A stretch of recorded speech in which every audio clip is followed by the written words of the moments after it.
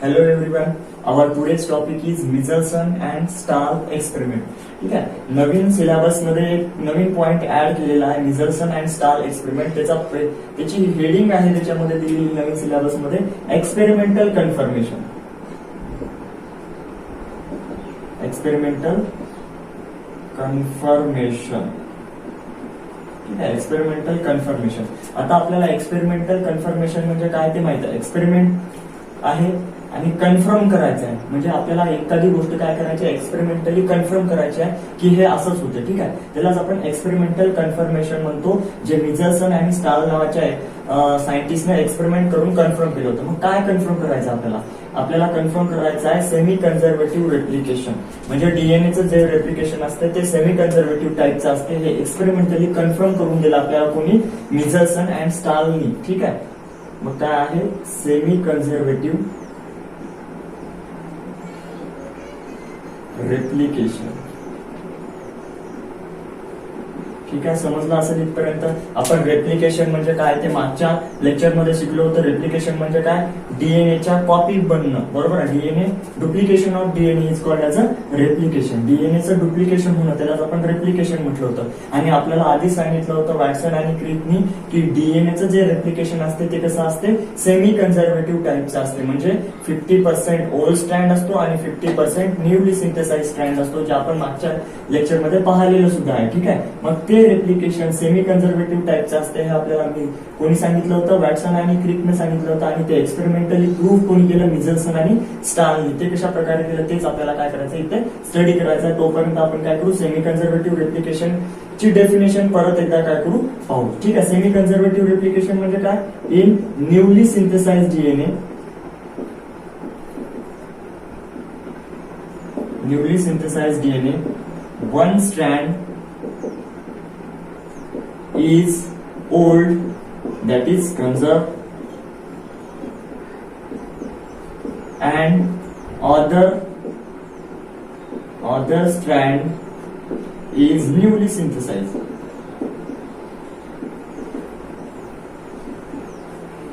Thus it is called as semi-conservative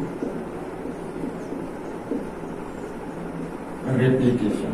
त्यामुळे आपण याला काय म्हणतो, सेमी कन्झर्वेटिव्ह रेप्लिकेशन म्हणतो. ठीक आहे. सेमी म्हणजे हाफ, कन्झर्व म्हणजे काय, जतन करून ठेवलेला. म्हणजे अर्धा डीएनए जतन करून ठेवलेला असतो पॅरेंटल, आणि अर्धा डीएनए काय केलेला असतो, नव्याने तयार केलेला असतो. त्यामुळे आपण याला सेमी कन्झर्वेटिव्ह टाईपचं रेप्लिकेशन म्हणतो. ठीक आहे. काय आहे आपण पाहिलं होतं की अशा प्रकारे डीएनएचा काय असतो, स्ट्रँड असतो. ठीक आहे. त्यानंतर त्याचं रेप्लिकेशन होते. रेप्लिकेशन होत असताना काय असतो, एक स्ट्रँड कसा असतो, ओल्ड असतो, आणि एक स्ट्रँड त्याच्या समोर कसा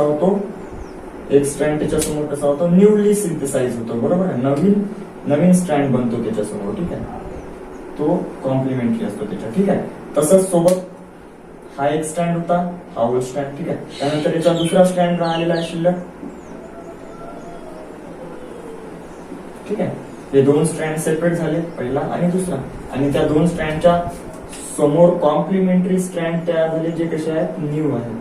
ठीक आहे. मग हे काय झालं, semi conservative type of replication. 50% old, 50% new, 50% old, 50% new. म्हणजे काय झालं इथे, हाफ. बरोबर आहे. 50% कन्झर्व आहे, 50% न्यूली सिंथेसाइज आहे. म्हणून त्याला आपण काय म्हटलं, semi conservative type of replication. ठीक आहे. जे आपल्याला कोणी सांगितलं होतं होते अशा प्रकारे, हे वॅटसन आणि क्रिकने सांगितलं. पण एक्सपेरिमेंटली प्रूव्ह कोणी केलं, मिचेल्सन आणि स्टाल या नावाच्या सायंटिस्टने. मिचेल्सन इन, किंवा आपण सांगू इट इज एक्सपेरिमेंटली काय, सेमी कन्झर्वेटिव्ह रेप्लिकेशन होते हे. It is experimentally proved by Matthew Michelson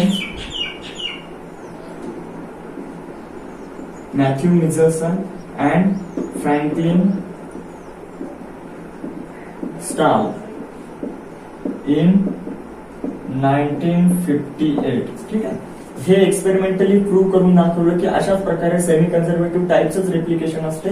हे कोणी प्रूव्ह केलं? मॅथ्यू मिझेल्सन आणि फ्रँकलिन स्टाल नावाच्या सायंटिस्टने. मग त्यांनी त्याच्यासाठी कशा प्रकारे एक्सपेरिमेंट केले ते काय करून आपण पूर्ण एक्सपेरिमेंटची प्रोसिजर काय करणार, स्टडी करणार आणि त्यानंतर आपल्याला लक्षात येणार की रेप्लिकेशन हे कसं असते सेमी कन्झर्वेटिव्ह टाईपचं. त्याआधी काही गोष्टी मांडण्यात येत होतं की रेप्लिकेशन हे कन्झर्व टाईपचं असते. कन्झर्व टाईपचं म्हणजे काय? इथे कन्झर्व टाईपचं रेप्लिकेशन म्हटलं तर वरती दाखवतो थोडंसं. कन्झर्व टाईपचं रेप्लिकेशन म्हटलं तर हा ओल्ड डीएनए जसाच्या तसा राहतो आणि नवीन डीएनए त्याच्यासारखाच काय होतो, नवीन डीएनए काय होतो, तयार होतो. याला आपण काय म्हणतो?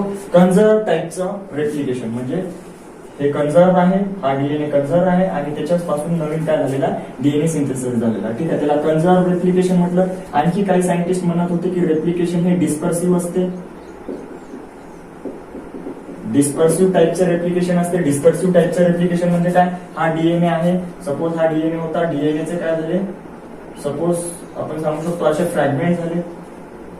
डीएनएचे असे खूप सारे काय झाले, फ्रॅगमेंट झाले आणि या फ्रॅगमेंट मध्ये काय झालं, मग नवीन डीएनए काय झाला अशा प्रकारे जॉईन झाला. ठीक आहे, अशा प्रकारचं त्याला आपण काय म्हणतो डिस्पर्सिव्ह. आणि फायनली एक सांगितलं की कोणतं असते रेप्लिकेशन, हे कसं असते सेमी कन्झर्वेटिव्ह असते. कसं असते सेमी कन्झर्वेटिव्ह. ठीक आहे, हे कसं आहे कन्झर्वेटिव्ह टाइप ऑफ रेप्लिकेशन. हे आहे डिस्पर्सिव्ह, ज्याच्यामध्ये डीएनए काय होतात तुकडे तुकडे बनतात आणि प्रत्येक तुकड्यानंतर काय होतो त्याच्यामध्ये काही सेगमेंट काय होतात नवीन येतात, काही सेगमेंट जुने असतात, असं ते डिस्पर्सिव्ह. आणि फायनली एक होतं सेमी कन्झर्वेटिव्ह, ज्याच्यामध्ये हे डीएनएचे 2 स्ट्रँड पहिल्यांदा सेपरेट होतात आणि एका ओल्ड स्ट्रँडवर दुसरा न्यू स्ट्रँड आणि दुसऱ्या ओल्ड स्ट्रँडवर नवीन एक काय होणार, न्यू स्ट्रँड होणार, तयार होणार. त्याला आपण म्हटलं सेमी कन्झर्वेटिव्ह. मग मिझेल्सन आणि स्टालला काय चेक करायचं होतं की कन्झर्व टाईपचं रेप्लिकेशन असते की डिस्पर्सिव्ह असते की सेमी कन्झर्वेटिव्ह टाईपचं रेप्लिकेशन असते, हे काय करायचं होतं, त्याला पाहायचं होतं. मग त्यासाठी त्यांनी काय केला, एक एक्सपेरिमेंट केला. इकोलाई नावाचा बॅक्टेरिया घेतला. इक्विलिब्रियम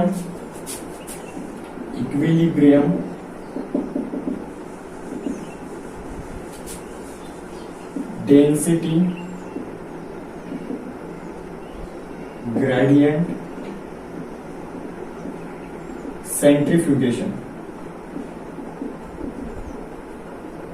अशा प्रकारचा तो एक्सपेरिमेंट होता. इक्विलिब्रियम डेन्सिटी ग्रेडियंट सेंट्रीफ्युगेशन म्हणजे ज्याच्यामध्ये काय केलं होतं, डेन्सिटीच्या माध्यमातून, म्हणजे 1958 साली डीएनए सेपरेट करण्यात येत नव्हता म्हणून काय केलं, डीएनएच्या वजनाच्या बेसिसवर, बरोबर, डीएनएचं डेन्सिटी किती आहे, घनता किती आहे त्याची, त्याच्या आधारावर सेंट्रीफ्युगेशन करून त्यांनी काय केला होता, एक्सपेरिमेंट केला होता. म्हणून याला इक्विलिब्रियम डेन्सिटी ग्रेडियंट सेंट्रीफ्युगेशन म्हणतात. ज्याच्यामध्ये त्यांनी CsCl2 म्हणजे सीसियम क्लोराईड हा काय केला होता, एक केमिकल यूज केला होता. ठीक आहे, ज्याची डेन्सिटी ही डीएनएच्या डेन्सिटी एवढीच असते. ठीक आहे, हा सीसीएम क्लोराईड त्यांनी काय केला होता, यूज केला होता. स्टेप बाय स्टेप एक्सपेरिमेंट कशा प्रकारे होतो ते सुद्धा आपण काय करून घेऊ, पाहून घेऊ. ठीक आहे, मिझेल्सन अँड स्टाल एक्सपेरिमेंट. मग त्यांनी काय केलं, मिझेल्सन आणि स्टाल नावाच्या सायंटिस्टने काय केलं, पहिली स्टेप आहे they culture bacterium E coli in medium containing N14, that is light nitrogen.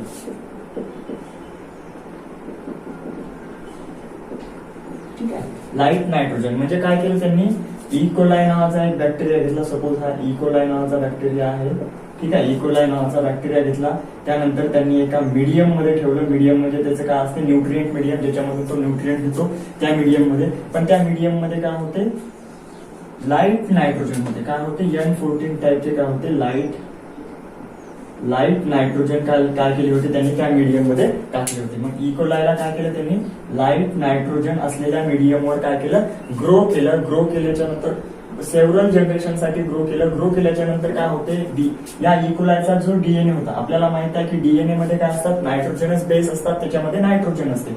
मग याचे जे नॉर्मल नायट्रोजन होते ते नॉर्मल नायट्रोजनच्या जागी काय झालं, रेप्लिकेशन झालं डीएनएचं आणि त्यामुळे काय झाले, हे लाईट वाले नायट्रोजन काय झाले त्याच्यामध्ये फिक्स झाले. म्हणजे काय झाला, त्याचा डीएनए कसा झाला आता, लाईट नायट्रोजन वाला. ठीक आहे, काय आहे, लाईट नायट्रोजन, ठीक आहे, लाईट नायट्रोजन वाला डीएनए झाला. त्यानंतर त्यांनी काय केलं, त्या बॅक्टेरियाचे जे बॅक्टेरिया होते ते सगळे बॅक्टेरिया घेतले, त्याचं काय केलं त्यांनी, सेंट्रीफ्युगेशन केलं. सेंट्रीफ्युगेशन म्हणजे काय, सेंट्रीफ्युगेशन हे एक प्रकारची सेपरेशनची मेथड आहे, ज्याच्यामध्ये ट्यूब घेतलेला असतात आणि त्याला रोटेट करतात. जवळपास हे सेंट्रीफ्युगेशन असते 50,000 रोटेशन पर मिनिट. 50,000 रोटेशन होतात एका मिनिटाला.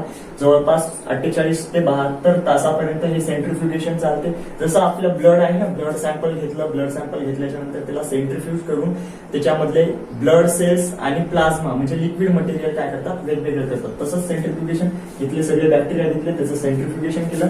सेंट्रीफ्युगेशन केल्याच्या नंतर काय झालं की डीएनएचं त्यांना काय, जे बॅक्टेरिया होते त्याच्यामध्ये काय झालं होतं, लाईट नायट्रोजन ऍड झाले होते. त्यामुळे त्यांना काय मिळाला, एक त्याचा एक बँड मिळाला. ठीक आहे, अशा प्रकारचा काय मिळाला त्यांना, एक लाईट नायट्रोजनचा बँड मिळाला, N14 टाईपचा नायट्रोजन. ठीक आहे, तो कसा होता, लाईट नायट्रोजन आहे म्हणजे काय राहणार, याच्यामध्ये सीसीएम क्लोराईड भरलेला आहे. ठीक आहे, याच्यामध्ये आपण सांगू शकतो की काय आहे, याच्यामध्ये CsCl2 CCM chloride. CCM chloride मध्ये हे लाईट नायट्रोजन काय झाला, त्याची डेन्सिटी कशी होती, कमी होती, त्यामुळे तो कसा आहे, वर आहे. ठीक आहे, त्यानंतर दुसऱ्या स्टेप मध्ये काय केलं त्यांनी, सेकंड स्टेप मध्ये काय केलं, they culture E coli in heavy nitrogen containing medium. Heavy nitrogen containing medium for several generation. का, कारण की त्याच्यामधले पूर्ण डीएनए मधले जे नायट्रोजन आहे ते रिप्लेस झाले पाहिजे कशा, हेवी नायट्रोजनने. ठीक आहे, मग इथे सुद्धा काय राहणार, एक प्लेट राहणार. त्या प्लेट मध्ये काय टाकलेलं आहे त्यांनी, हेवी नायट्रोजन टाकलेलं आहे, N15 वाले. ठीक आहे, N15 वाले हेवी नायट्रोजन टाकलेलं आहे, हेवी नायट्रोजन. ठीक आहे, हेवी नायट्रोजन टाकलेलं आहे. आणि त्यानंतर त्यांनी काय केलं, त्याच्यामध्ये काय, कोणते बॅक्टेरिया टाकले, त्यामध्ये त्यांनी टाकले ई कोलाय बॅक्टेरिया परत. ठीक आहे, हा ई कोलाय बॅक्टेरिया आहे, ई कोलाय नावाचा बॅक्टेरिया. याच्यावर काय केला, ग्रो केला. म्हणजे याच्यावर काय केलं, खूप जनरेशन साठी ग्रो केलं. म्हणजे याच्यामध्ये जे नॉर्मल नायट्रोजन होते ते निघून जाणार, त्याच्या जागी कोणते येणार, हेवी नायट्रोजन येणार. ठीक आहे, कोणते, हेवी नायट्रोजन. नंतर याचं सुद्धा काय केलं त्यांनी, सेंट्रीफ्युगेशन केलं. ठीक आहे, याचं सुद्धा सेंट्रीफ्युगेशन केलं आणि त्यानंतर त्यांना सीसीएम क्लोराईड मध्ये आणखी एक बँड मिळाला.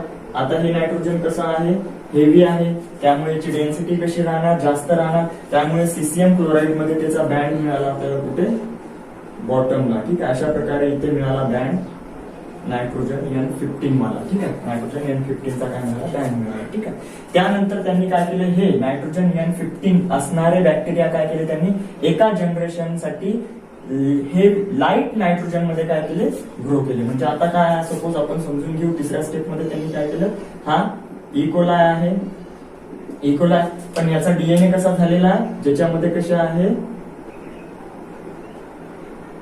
कसे सगळे नायट्रोजन कसे आहे, हेवी वाले आहे, N15 वाले आहे. हा इकोलाय नावाचा बॅक्टेरिया त्यांनी एका जनरेशन साठी काय केला, एका जनरेशन साठी फक्त वन जनरेशन. इकोलायची एक जनरेशन असते फक्त 20 मिनिटाची. म्हणजे 20 मिनिटामध्ये इकोलाय हा काय होतो, डबल होतो. म्हणजे जर इकोलाय 4 इकोलाय असतील तर 20 मिनिटामध्ये त्याचे 8 इकोलाय, तिथून 20 मिनिटामध्ये तिथून काय होणार, किती, 16 इकोलाय काय होणार, तयार होणार. ठीक आहे, मग हे काय झालं, इकोलाय काय केला त्यांनी, ज्याच्यामध्ये काय आहे, हेवी नायट्रोजन आहे, N15 नायट्रोजन असलेला इकोलाय त्यांनी काय केला, एका मीडियम मध्ये ग्रो केला. ज्या मीडियम मध्ये काय होते, आता लाईट नायट्रोजन होते.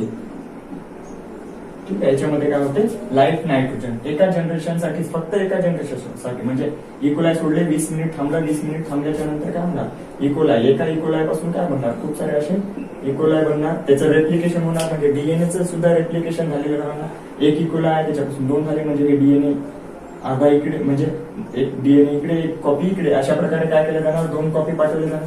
त्याच्यासाठी रेप्लिकेशन झालं, म्हणजे हे नायट्रोजन घेतलेले असणार. ठीक आहे, मग त्यांनी काय केलं, तिसरी स्टेप लिहून घेऊ आपण. काय केली, in third step, E coli with heavy nitrogen containing DNA is grow for one generation in medium containing light nitrogen. ठीक आहे. हेवी नायट्रोजन असलेला डीएनए वाला इकोलाय बॅक्टेरिया त्यांनी एका जनरेशन साठी कशावर ग्रो केला? लाईट नायट्रोजन वाला. ठीक आहे. केल्याच्या नंतर त्यांनी त्याचं काय केलं? सेंट्रीफ्युगेशन केलं. सेंट्रीफ्युगेशन केल्याच्या नंतर त्यांना सीसीएम क्लोराईड मध्ये एक स्ट्रक्चर पाहायला मिळालं. कसं? इंटरमिजिएट. बरोबर आहे. म्हणजे ते लाईट पण नव्हता आणि हेवी पण नव्हता. ठीक आहे. लाईट पण नव्हता आणि हेवी पण नव्हता. ते कसा होता? थोडासा इंटरमिजिएट टाईपचा होता. म्हणजे असा इन बिटवीन होता, दोघांच्या मधात होता. का मधात होता? त्याच्यावरून लक्षात येते. ठीक आहे. का मधात होता? कारण त्याच्यामध्ये काय होता? एक स्ट्रँड कसा होता? N15 वाला होता आणि एक स्ट्रँड कसा होता त्याच्यामध्ये? N14 वाला होता. ठीक आहे. एक स्ट्रँड हायब्रिड म्हणू शकतो त्याला. बरोबर आहे. जसं पाहिलं तर हे टोटली N15 वाले दोन्ही स्ट्रँड असतील तर त्याची डेन्सिटी जास्त राहणार, त्यामुळे ते खाली राहणार. दोन्ही स्ट्रँड N14 वाले असतील तर ते वरी राहणार, त्याची डेन्सिटी कमी राहणार. पण इथे काय झालं होतं? इथे N15 वाला डीएनए होता आणि तो N14 वर ग्रो केला. त्यामुळे इथे काय झालं बघा, असं आपण दाखवू शकतो की जेव्हा हा इकोलाय रेप्लिकेट होत होता, त्याच्यापासून दोन इकोलायच्या कॉपी बनत होते, तेव्हा डीएनए पण काय झालं असणार? रेप्लिकेट झाला असणार. बघा अशा प्रकारे त्याचे दोन स्ट्रँड सेपरेट झाले असणार आणि नवीन स्ट्रँड जे तयार झाला ते कशापासून? N14 पासून तयार झालेला असणार. ठीक आहे. कशापासून तयार झालेला असणार? N14 पासून. म्हणजे हे हायब्रिड स्ट्रँड तयार झाले. बरोबर आहे. हायब्रिड म्हणून काय झाली? त्याची डेन्सिटी जास्तही नव्हती आणि कमी नव्हती, इंटरमिजिएट होती. म्हणजे आपल्याला बँड कुठे मिळाला? तिथे मिळाला. त्यानंतर फायनली त्यांनी काय केलं? आणखी एका जनरेशन साठी काय केलं त्यांनी? आणखी एका जनरेशन साठी काय केलं? त्याला याच बॅक्टेरियाला, ठीक आहे, याच बॅक्टेरियाला काय केलं? एका जनरेशन साठी परत कशावर? N14 मीडियमवर, म्हणजे लाईट नायट्रोजन वाल्या मीडियमवरच काय केलं? सेकंड जनरेशन घेतली. Second generation. सेकंड जनरेशन घेतल्याच्या नंतर परत त्यांना काय मिळालं आता? की एक बँड कसा होता? सेंट्रीफ्युगेशन केलं त्यांनी. ठीक आहे. सॉरी, सेंट्रीफ्युगेशन केलं. सेंट्रीफ्युगेशन केल्याच्या नंतर त्यांना मिळाला एक बँड N15 N14 वाला इंटरमिजिएट आणि एक असा मिळाला बँड N14 वाला. इथे आहे N14 N15. काय व्यवस्थित लिहितो?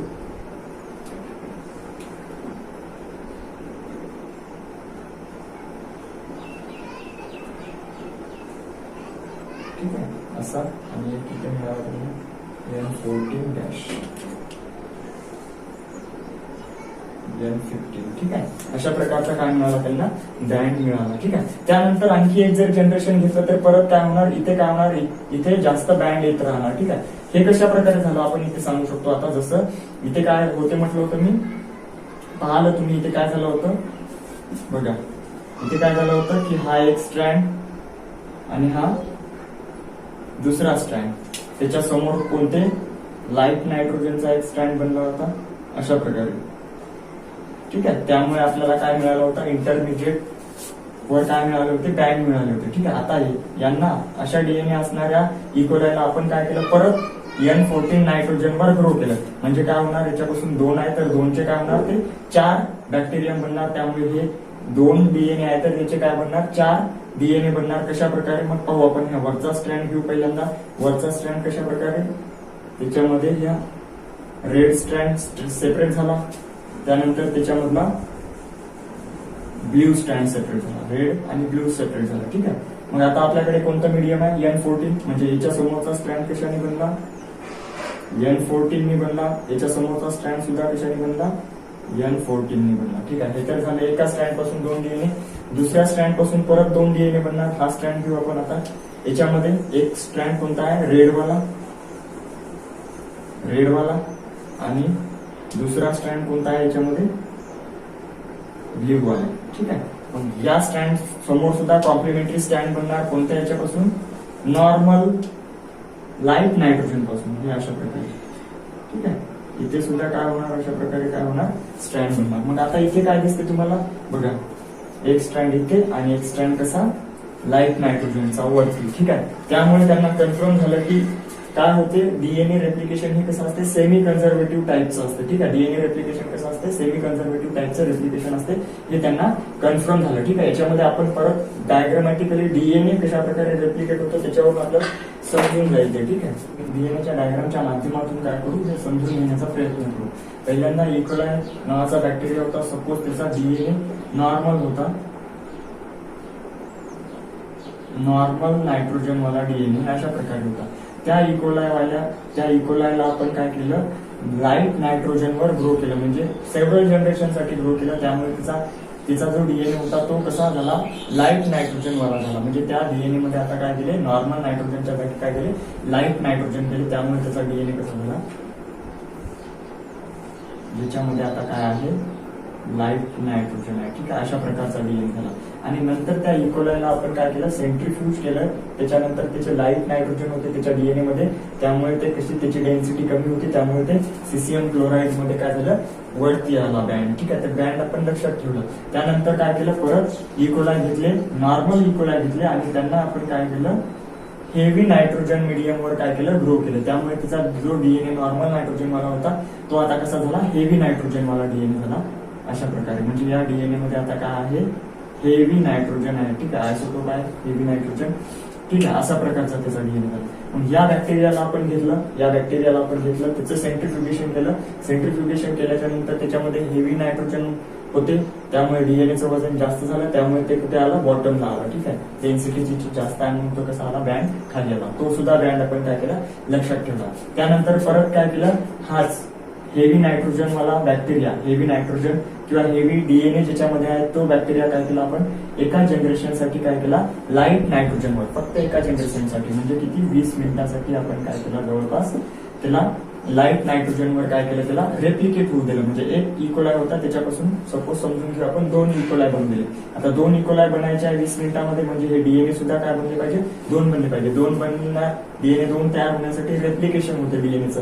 रेप्लिकेशन होत असताना काय होतं, दोन्ही स्ट्रँड काय होते, सेपरेट होते. अशा प्रकारे दोन्ही स्ट्रँड काय झाले, सेपरेट झाले. आणि याच्या समोर कॉम्प्लिमेंटरी न्यू स्ट्रँड तयार होतात. आणि न्यू स्ट्रँड साठी काय लागते, नायट्रोजन लागते. म्हणजे ते नायट्रोजन कोणते आहे, कोणते, लाईट वाले नायट्रोजन आहे. म्हणजे समोरचा स्टँड कसा बनणार आहे, यांच्या समोरचा लाईट नायट्रोजन वाला. ठीक आहे.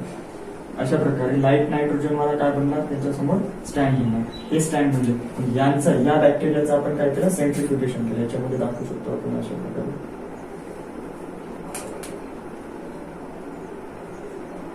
ठीक आहे. यांचं काय केलं आपण, सेंट्रिफ्युगेशन केलं. सेंट्रिफ्युगेशन केल्याच्या नंतर एकतर ते हेवी पण नव्हते आणि लाईट पण नव्हते, इंटरमिजिएट होते. कारण याच्यामध्ये N15 N14 होते. म्हणजे डेन्सिटी काय झाली, ती चेंज झाली होती, थोडीशी इंटरमिजिएट होती. म्हणजे बँड आपल्याला कुठे मिळाला, दोघांच्या मधात. एकतर लाईट पण नाही, एकतर हेवी पण नाही, त्याच्या मधात बँड मिळाला. तो बँड आपण रेकॉर्ड करून दिला.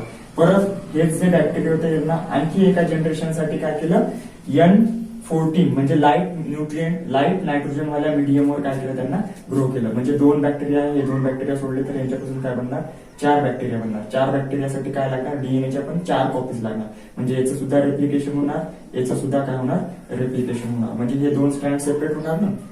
ठीक आहे. तर याच्यामध्ये बघा, हा एक स्ट्रँड सेपरेट झाला आणि इथे हा ब्ल्यू वाला स्ट्रँड सेपरेट झाला. ठीक आहे. रेड वाला स्ट्रँड, ब्ल्यू वाला स्ट्रँड. आणि यांच्या समोर काय होणार, कोणत्या मीडियम मध्ये ग्रो केलं, N14 वाला. म्हणजे यांच्या समोर काय होणार, असं लाईट नायट्रोजन वाला बँड तयार होणार. इथे सुद्धा काय होणार, लाईट नायट्रोजन वाला नवीन एक काय होणार, स्ट्रँड तयार होणार. या डीएनएचं सुद्धा रेप्लिकेशन होणार. रेप्लिकेशन होण्यासाठी डीएनएचे दोन्ही स्ट्रँड काय होणार, सेपरेट होणार. एवढे डायरेक्टली सेपरेट होत नसते, आपण रेप्लिकेशन मध्ये पाहिलं, रेप्लिकेटिंग फोर्क तयार होतो. ठीक आहे. अशा प्रकारे सेपरेट झाले. आणि आता काय होणार, यांच्या सुद्धा कॉम्प्लिमेंटरी नवीन स्ट्रँड तयार होणार. ते कसे राहणार, लाईट नायट्रोजन वाले. ठीक आहे. अशा प्रकारे लाईट नायट्रोजन वाले. आता 4 डीएनए तयार झाले. ते 4 इकोलाय मध्ये काय होऊ शकतात, जाऊ शकतात. ठीक आहे. म्हणजे याच्यामध्ये दाखवू शकतो, हे 2 ब्ल्यू वाले आणि हे रेड, इथे पण रेड याच्या कॉम्प्लिमेंटरी ब्ल्यू आणि याच्या कॉम्प्लिमेंटरी ब्ल्यू हा एक इक्वल आहे. ठीक आहे.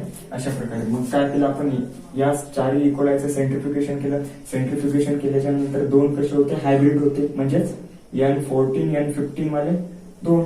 N14 N15 वाला एक बँड मिळाला आपल्याला इंटरमिजिएट बघा जे तिथे दाखवला तिथेच. आणि दोन बॅक्टेरिया कसे होते ज्याच्यामध्ये फक्त काय आहे, N14 आणि ते N14 वाले सुद्धा आपल्याला इथे मिळाले. त्यामुळे काय लक्षात आलं की जे रेप्लिकेशन होते ते कसं असते, सेमी कन्झर्वेटिव्ह टाईप. कसं सेमी कन्झर्वेटिव्ह टाईप, इथे बघा रेड कलरचा स्टँड 50% ओल्ड होता आणि हा ब्ल्यू कलरचा 50% न्यू. इथे सुद्धा ब्ल्यू कलरचा वरचा 50% ओल्ड आहे आणि 50% काय आलेला आहे, न्यू आहे. ठीक आहे. इथे सुद्धा दोन स्टँड हे वरचे कसे होते 50% ओल्ड आणि हे 50% काय झाले, नवीन तयार झाले. आणखी याचं जर आपण रेप्लिकेशन करतो म्हटलं तर काय होते, ब्ल्यू स्ट्रँडची संख्या काय होत जाते, वाढत जाते. बघा ना इथे ब्ल्यू स्ट्रँड आहे. अजून आपण याला रेप्लिकेशन केलं N14 मध्ये तर काय होणार, सगळे कसे होणार, याच्यापासून दोन स्ट्रँड सेपरेट झाले, सपोज एक दोन स्ट्रँड आणि याच्या कॉम्प्लिमेंटरी अशा प्रकारे ब्ल्यूचेच तयार होणार इथे सुद्धा.